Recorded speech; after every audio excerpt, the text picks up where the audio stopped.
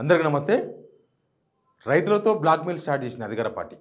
రైతులతో బ్లాక్‌మెయిల్ అంటే రైతులను పట్టుకొచ్చి సున్నితమైన అంశాన్ని రైతులు అనే ఇంకొక సున్నితమైన అంశాన్ని తెర మీద తీసుకొచ్చి ఇక్కడ మూసి ప్రక్షాళన అనే పేరుతో పేదల ఇండ్లు, పేదలు మధ్యతరగతి వాళ్ళ ఇండ్లు, ప్రైవేట్ భూముల్లో కట్టుకున్న ఇండ్లవి మూసి నదీ గర్భంలో లేకపోతే మూసి లోపల కట్టుకుంటే కూలగొట్టాలి. ఖచ్చితంగా కూలగొట్టాలి. వాళ్ళకి డబుల్ బెడ్రూమ్లు ఇవ్వాలి. 25,000 కాదు 50,000 ఇవ్వండి. ఎందుకంటే వాళ్ళకి సరిపోవు. కొత్త ఇంటి కొనక 1,00,000 ఖర్చులు ఉంటాయి. 50,000 ఇవ్వండి, ఇబ్బంది లేదు. కానీ ఎఫ్టీఎల్ ఓకే, బఫర్ అనే పేరుతోన దాదాపు అక్కడ 50-60 మీటర్లు, ఇక్కడ 50-60 మీటర్లు ప్రైవేట్ ఇండ్లు గుంజుకునే ప్రయత్నం చేసినారు. వాళ్ళంతా బయటకు వచ్చి వాళ్ళ కడుపు మాట మాట్లాడినరు. సీఎం రేవంత్ రెడ్డి గారు వాళ్ళ మీద నోరు పడేసుకొని వాళ్ళంతా కిరాయి మనుషులు అంటే వాళ్ళు అక్కడ లోకల్ వాళ్ళు కాదు, ఎవరో వచ్చి వీళ్ళ ప్లేస్లో ఏడుస్తున్నారు. కిరాయి మనుషులు అంటే తెలుసు కదా, ఎవరో చచ్చిపోతే ఏడవనికి కూడా మనుషులు ఉన్నారు. అప్పుడు ఏం చేస్తారంటే కిరాయి మనుషులను పట్టుకొచ్చి ఏడిపిస్తారు. సినిమాలో చూస్తుంటాము. ఆ నిజానికి ఇంకా ఆ సంస్కృతి రాలే మన దగ్గర, వస్తుందేమో. ఇవన్నీ చూసినాక రేవంత్ రెడ్డి గారి మాటలు పడి చూసిన తర్వాత ఇక ఇప్పుడు ఎవడన్నా భార్య చచ్చిపోతే భర్త ఏడిచినా, భర్త చచ్చిపోతే భార్య ఏడిచినా వీళ్ళంతా కిరాయి మనుషులు అనే కాడ ఉన్నది కథ. ఇప్పుడు కాలం అట్ట అయింది. ఇదంతా కిరాయి ముఖ్యమంత్రులు, కిరాయి ఎమ్మెల్యేలు అనే కాడికి వస్తుందేమో, ముందు వస్తుందేమో. అట్లా కూడా ఇంకా అంతా కిరాయిలమే కదా, అంతా అందరం కిరాయిలమే. పోతే అందరం పైలోకానికి పోతాలమే. ఇదేమో పర్మనెంట్ ఏం కాదు ఎవరు కూడా. అయితే ఇప్పుడు ఆ మూసి జనాలకు ప్రతిపక్షాలు అండగా నిలిచినాయి. నిజంగా అండగా నిలిచింది కాబట్టి కొంత వెనుక తగ్గింది గవర్నమెంట్. లేకపోతే ఇప్పటికే కులగొట్టారు. 3 రోజుల్లో కులగొడతామని దానకిషోర్, ఆయన తాత జాగీరు దానకిషోర్ది, ఆయన పోయి కులగొడతాడు 3 డేస్లో. దానకిషోర్కి జీతం ఇస్తున్నది మనము. దానకిషోర్ 3 డేస్లో కులగొడుతున్నాడు. ఆ నోరెట్లు వచ్చిందో తెలియదు ఆయనకు. 3 డేస్లో అంటే హక్కులు లేవు, ఏమీ లేవు. దానకిషోర్కి ఒక్కరికి హక్కులు ఉన్నాయి, ఇక్కడ ఇంకెవరికి లేవు. దానకిషోర్ 3 రోజులు కులగొడుతున్నాడు. ప్రతిపక్షాలన్నీ అడ్డం పడ్డాయి కాబట్టి వాళ్ళ బాధను నాలాంటి జర్నలిస్టులు చూపించారు కాబట్టి ప్రస్తుతానికి ఆగింది. అదేం ఆగదు. రేవంత్ రెడ్డి నేను తొక్కుకుంటే పోతా అంటున్నాడు. ఇన్ని రోజులు లీడర్లను తొక్కుంటూ వచ్చిండు, ఇప్పుడు జనాలను తొక్కుంటూ పోతా అంటున్నాడు. ఏడిపోతాడో తెలియదు. సరే పోని, ఏడికన్నా పోని, ఏడిపోతాడు. జనాలను తొక్కుంటూ పోయి అటే పోతాడు. అయితే ఇప్పుడు ఏం తెలుసా, ఇప్పుడు మూసీ ప్రక్షాళన కోమరెడ్డి వెంకరెడ్డి గుర్తుకొచ్చింది. కోమరెడ్డి వెంకరెడ్డి ఏం చేసిందంటే, ఇప్పుడు అక్కడి నుంచి నల్గొండ జిల్లాలో మూసీ పొల్యూషన్ వల్ల మా రైతులు చాలా ఇబ్బంది పడుతున్నారని చెప్పి నాగోలు శుభం గార్డెన్స్లో మీటింగ్ పెట్టింది సాయంత్రం. ఇవాళ అసలు కోమరెడ్డి వెంకరెడ్డి గారికి ఇప్పుడు ఎందుకు గుర్తుకొచ్చిందంటే, ఇక్కడ ఇది ఉంది కదా, ఇప్పుడు ఈ మూసీ ప్రక్షాళన చేయాలని, మూసీ ప్రక్షాళనకు మద్దతుగా చెయ్యండి. మూసీ ప్రక్షాళన చెయ్యాలంటే ఇప్పుడు రోజు పాసి పెట్టిన పండు తోమాలంటే బ్రష్తో తోమితే సరిపోతుంది. మొత్తం రాయి పెట్టి గుద్దుకొని పండ్లన్నీ రాలగొట్టుకొని అవన్నీ కడిగి పెట్టాల్సిన అవసరం లేదు. బ్రష్ వేసుకోనో లేకపోతే బొగ్గు పెట్టుకోనో ఇంత ఎర్రమన్న వేసుకొని తోమినా తెల్లగైతాయి పండ్లు. అంతేగాని రాళ్ళతో గుద్దుకొని ఇరగొట్టుకొని రాలగొట్టుకొని అవసరం లేదు. ఇప్పుడు కోమరెడ్డి వెంకరెడ్డిది అదే. ఇప్పుడు ఏంటంటే మూసీ ప్రక్షాళన అనే దానిలో వీళ్ళందరూ ఇప్పుడు దీనికి పోటీ అనమాట. వీళ్ళందరూ ఏడుస్తున్నారు కదా, కడుపు మణిపోయి ఏడుస్తున్నారు. కోమరెడ్డి గారు మీరు మంచిగా ఆడ ఉన్నారు, బంజారా హిల్స్లో మంచి ఇల్లు కట్టుకొని ఉన్నారు, మీరు కూడా డబుల్ బెడ్రూమ్ షిఫ్ట్ అంటే తెలుస్తుంది కదా. పెద్ద ఇల్లు కొలగొడతామంటున్నాడు మీ ముఖ్యమంత్రి. పెద్ద ఇండ్లు పోని మీరు ఆడ ఏమైనా ఘనకార్యం చేస్తున్నారంటే ఏం ఘనకార్యం లేదు. ఆడ హోటల్స్ కడతాం, ఆడ రిసార్ట్స్ కడతాం, పేకడ క్లబ్బులు కడతాం అని మాట్లాడుతున్నారు. ఆ పేకడ క్లబ్ల కోసం వాళ్ళ జీవితాలు బుగ్గిపాలు కావాలన్నా? ఇప్పుడు రైతులకు మేలు చేయాలంటే నిజంగానే మూసీ వల్ల రైతులు కూడా బాధపడుతున్నారు. నేను కాదన్నాను. మూసీ వల్ల 2 కాన్స్టిట్యున్సీలు, ఒకటి భువనగిరి,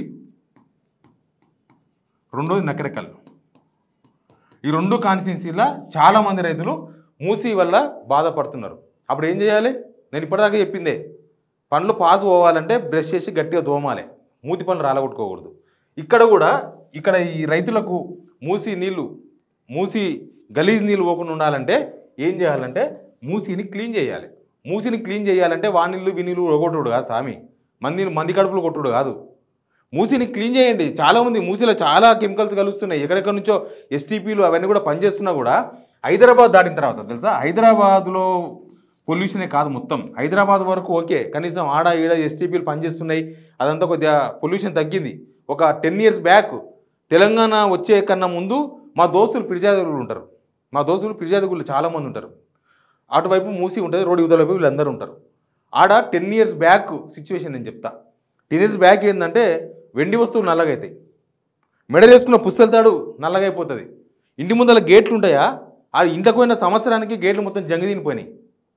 ఆడ ఏమైనా బండ్లు 2 wheelers అవి పెడతాం కదా, కొత్త 2 wheelers పెడితే సంవత్సరానికి జంగు తినిపోతాయి బండ్లు. అంత ఉండే పొల్యూషన్. కానీ 10 yearsలో పొల్యూషన్ తగ్గింది. సమైక్యాంధ్రలో మనల్ని ఎవడు పట్టించుకోలే, ఈ కోమరెడ్డి పట్టించుకోలే, ఏ రెడ్డి పట్టించుకోలే. అందరూ వాళ్ళ ఎమ్మడే ఉన్నారు. వాళ్ళు వేసి బిస్కెట్లకి ఎమ్మడబడి ఉన్నారు. వాళ్ళు ఏం పట్టించుకోలేము మనం. ఇప్పుడేంది రైతులను పట్టుకొచ్చి ఈడ పెడతా నాగోలు పెడతారంట. రెచ్చగొట్టడం కాదా ఇది? మూసి బాధితులను రెచ్చగొడుతున్నారు ఇట్లా. ఇప్పుడు హైదరాబాద్ దాటిన తర్వాత మనకి ఏదిలాబాద్ ఏరియా నుంచి ఇక్కడ మనం ఈ రూట్ చూద్దాం, మన ఉప్పల్ రూట్.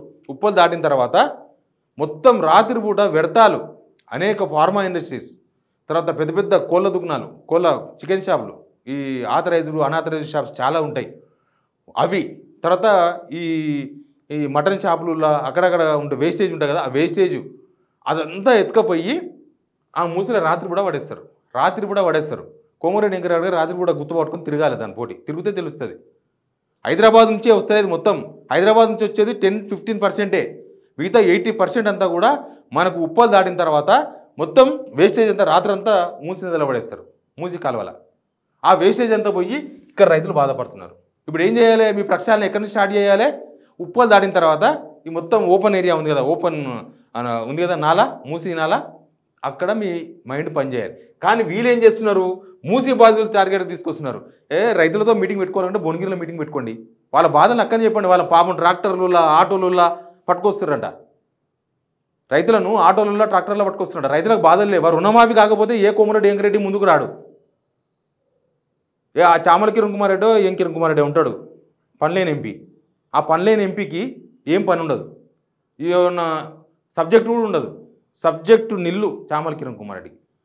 ఇటుకెళ్ళే గాంధీభవన్ వెనకనే ఉండి తట్టున్నాడు. ఎవడన్నా ఒక కామెంట్ చేయగానే వచ్చి గాంధీభవన్లో ప్రెస్ మీట్ పెడతాడు. దానికి అర్థం ఉండదు, పడతాం ఉండదు. ఇంకా ఆయనకు మూసి బాధితులు తెలియదు, ప్రజలు తెలియదు, ఏం తెలియదు. పాపం రాజగోపాల్ రెడ్డి కష్టం రక్తం దార వస్తే గెలిచిండు ఎంపీ. ఆయన రాజగోపాల్ రెడ్డి కష్టం ఆయన ఎంపీ అయ్యాడు. ఆయన ఈయన ముఖం చూసి కాదు, ఈయన ముఖం ఎవరికి తెలియదు, ఇంటి పక్కన కూడా తెలియదు. చామల కిరణ్ కుమార్ రెడ్డికి రాజగోపాల్ రెడ్డి కష్టపడి గెలిపించిండు ఆయనని. ఇప్పుడు వాళ్ళందరినీ ఆటోల్లో పట్టుకొచ్చి ఈయన మీటింగ్ పెడతారంట శుభం గార్డెన్లో. ఆయన భువనగిరిలో పెట్టండి, ఏడ ఇష్యూ ఉందో ఆనే పెట్టండి. భువనగిరిలో ఎన్ని సమస్యలు తెలుసా? రీజనల్ రింగ్ రోడ్ RRR కోసమని మొత్తం ఆడ ఒక ఫార్మా కంపెనీలకు పోకుండా నుంచి డైవర్ట్ చేసి మొత్తం ఒక 7-8 గ్రామాల మీద తీసుకపోతే అక్కడ రైతులందరూ కూడా చిల్లంపొలం అయిపోయారు. మొన్ననే ఇందిరా పార్క్ కాడ ధర్నా చేశారు. వాళ్ళు అంటున్నారు ప్రతిపక్షం ఉన్నప్పుడేమో కోమరెడ్డి వెంకరెడ్డి వచ్చి మస్తు చెప్పిండు, ఇప్పుడు పత్తాకే లేడని. పత్తాకు లేడంట. మరి వాళ్ళని పిలుచుకొచ్చి మీటింగ్ పెట్టుకోవచ్చు కదా. ఇక్కడ RRR బాధితులను పట్టుకొచ్చి, వాళ్ళు రైతులే కదా, వాళ్ళని పట్టుకొచ్చి పెట్టవచ్చు కదా. వాళ్ళు ఇప్పటికే భువనగిరి హైవేకి ల్యాండ్ పోయింది వాళ్ళది, తర్వాత అవుటర్ రింగ్ రోడ్కి ల్యాండ్ పోయింది వాళ్ళది, ఇంకా దేనికో పోయింది, 3-4 సార్లు పోయిందంట వాళ్ళ ల్యాండు.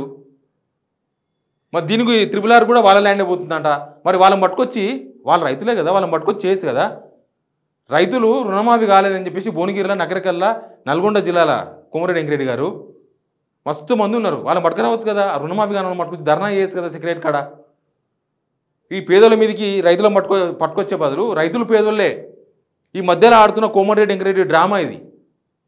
కోమరెడ్డి వెంకరెడ్డి ఆడుతున్న డ్రామా, ఆయన డ్రామాలో ఇప్పుడు ఈ రైతులను పట్టుకొచ్చి ఆడిపిస్తారనమాట. ఓ పని చేయండి, ఆ రైతులను పట్టుకొని ఆ రైతులను వదిలేసండి. పాపం కోమరెడ్డి వెంకరెడ్డి గారు డైరెక్ట్గా పోవచ్చు కదా, మూసి బాధితుల దగ్గర పోయి మాట్లాడచ్చు కదా. ఏం చెప్తాడు? ఇది రైతులతో బ్లాక్మెయిల్ స్టార్ట్ చేసిందని చెప్తాను. రైతులను మధ్యలో పెట్టి బ్లాక్మెయిల్ పాలిటిక్స్ చేసే ప్రయత్నం చేస్తుంది Komareddy Venkat Reddy. Please subscribe signal TV.